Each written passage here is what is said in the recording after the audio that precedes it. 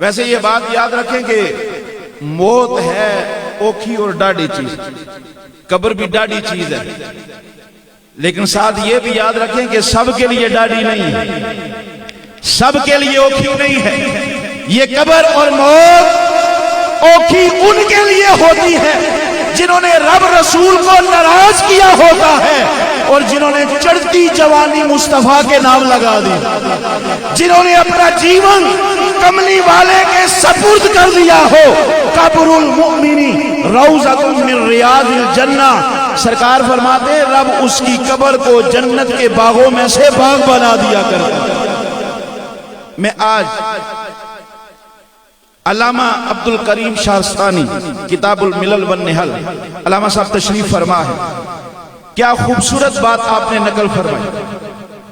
آپ فرماتے ہیں کہ نبی پاک صلی اللہ تعالی علیہ وآلہ وسلم کی ایک دفعہ ملاقات ہوگی ملک الموت سے۔ ذرا اس گفتگو میں اترنے کی کوشش کیجیے گا۔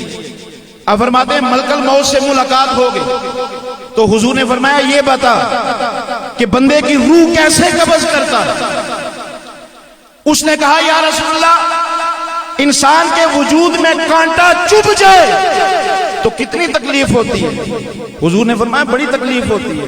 تو یا رسول اللہ آپ خود اندازہ کریں جب روح نکلتی ہوگی تو کتنا درد ہوتا ہوگا، کتنا شدت والا لمحہ ہوتا ہوگا۔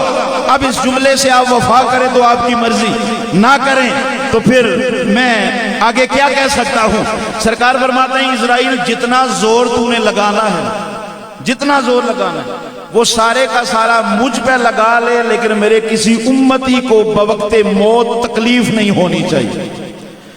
اپنے مقدر پر ناز کرو کہ رب کائنات نے تمہیں امت مصطفیٰ میں پیدا کیا، جس امت کے لیے نبی دعا کرتے رہے۔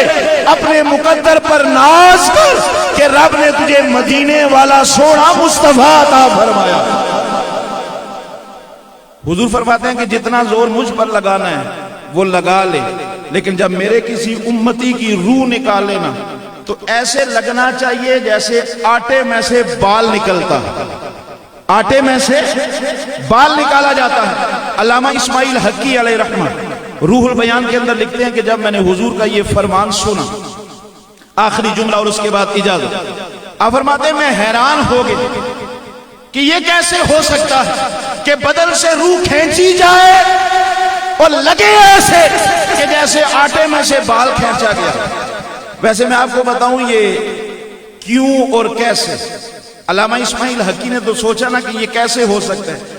یہ کیوں اور کیسے اگر اچھی نیت والا ہونا تو اللہ پاک نور عطا فرماتا، اور اگر نیت بری ہونا تو یہ کیوں انسان کو برباد بھی کر دیتا، برباد بھی کر دیتا ہے۔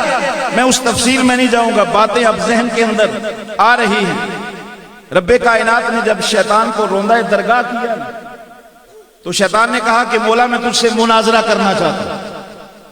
اب مناظرہ بھی اس سے کر رہا ہے جس رب نے پیدا فرمایا، میں مناظرہ کرنا چاہتا ہوں۔ رب کائنات نے فرمایا کہ بول کیا کہنا ہے، تو وہ کہنے لگا کہ بے شک تو نے مجھے روندہ درگاہ کر دیا ہے، لیکن تو یہ تو مانتا ہے نا کہ میرے پاس علم ہے۔ تو اللہ پاک نے جواب دیا کہ اگر علم تیرا اپنا ہے پھر تو مان کر، اور اگر عطا میری ہے تو پھر نخرہ کیسا، پھر مان کیسا، تو نے جو بولنا ہے وہ بول۔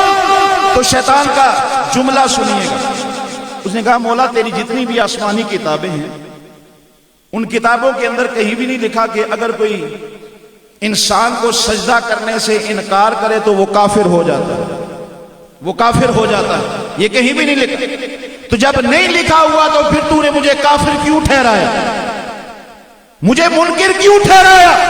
تو رب کائنات نے فرمایا کہ غور کر، جب میں نے تجھے کہا تھا کہ آدم کو سجدہ کرنا ہے، آدم کے سامنے جھکنا ہے، تو تو نے کہا تھا کہ کیوں جھکوں، کیوں جھکوں؟ تجھے برباد اس کیوں نے کر دیا ہے، اس کیسے نے کر دیا ہے۔ یہ کیوں اور کیسا اگر ذلت کے لیے ہو تو رب ذلیل کر دیتا ہے، اور اگر عزت کے لیے ہو تو میرا مالک نور عطا فرما دیا۔ بات مکمل کرتا ہوں۔ علامہ اسماعیل حقی علیہ رحمہ آپ فرماتے ہیں میں نے سوچا کہ روح کیسے نکلتی ہے، تو آپ فرماتے ہیں رات کو حضور نے اپنا دیدار عطا فرما دیا۔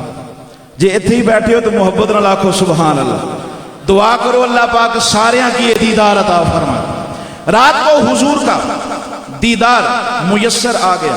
نبی پاک صلی اللہ تعالی علیہ وآلہ وسلم نے فرمایا اسماعیل حقی تو یہ سوچ رہا ہے کہ روح نکلتے وقت تکلیف کیوں نہیں ہوگی؟ تیرے اس سوال کا جواب سورہ یوسف کے اندر لکھا ہوا، سورہ یوسف کے اندر لکھا ہوا۔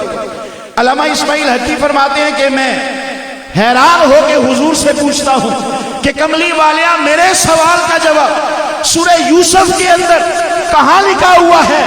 تو سرکار نے فرمایا یہ بتا کہ مصر کی عورتوں کو جو چھریاں دی گئی تھی وہ تو سیب کاٹنے کے لیے دی گئی، وہ تو پھل کاٹنے کے لیے دی گئی، لیکن انہوں نے تو ہاتھ کاٹ لیے لیکن تکلیف نہ ہوئی۔ وجہ کیا ہے؟